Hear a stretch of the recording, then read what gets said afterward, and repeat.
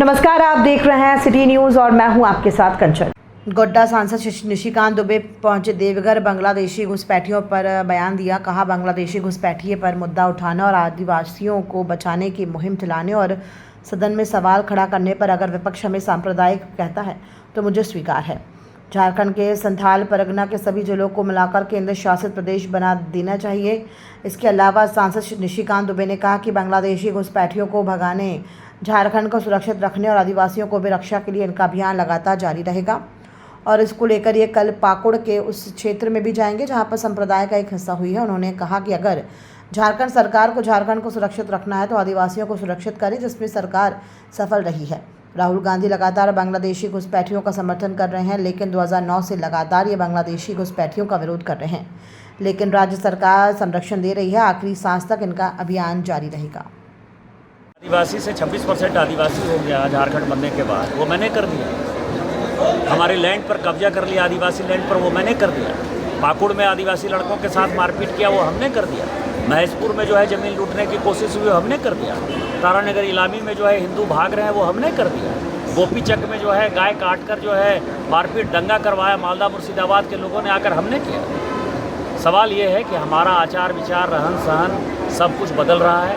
आदिवासी खतरे में है क्योंकि जनरल पॉपुलेशन नहीं घट रहा है, आदिवासी पॉपुलेशन घट रहा है, डिलिमिटेशन नहीं हुआ है। और इसके आधार पर यदि वो सांप्रदायिक कहते हैं तो मुझे स्वीकार है। लेकिन कल मैं पाकुड़ जा रहा हूँ और पाकुड़ में जो चारों घटनाएं हैं, चारों घटनाओं के जो विक्टिम हैं, उन सबों से मैं मिलने के लिए जाऊँगा।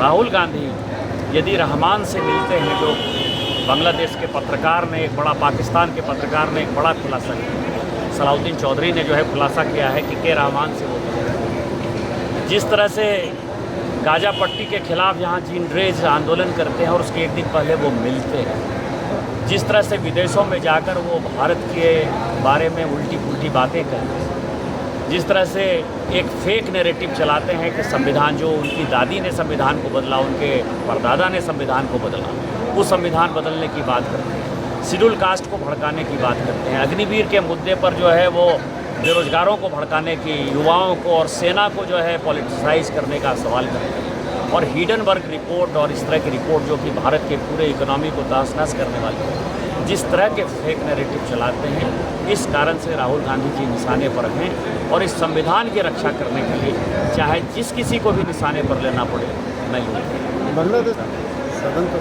मैंने कहा ना कि जहाँ जहाँ पंचायतों में आदिवासियों के लिए वो सुरक्षित था और जो आदिवासी वहाँ के मुखिया हैं, पंचायत समिति के सदस्य हैं, जिला परिषद के सदस्य हैं और जिनके पति मुसलमान हैं, जिन गांवों में जमाई टोला बन गया है, उन सभी गांवों का अब यहाँ से लेके लगातार इस 5 साल तक मैं दौरा करने वाला हूँ और इसकी अलख जगाने वाला हूँ। और आदिवासियों का ज़मीन जिसने कब्जा किया, लैंड जिहाद, आदिवासी लड़कियों के साथ जिसने शादी की और जिसने आदिवासी बच्चों को जो है मुसलमान बनाने का प्रयास किया, उन सबों के खिलाफ ये मुहिम जारी है।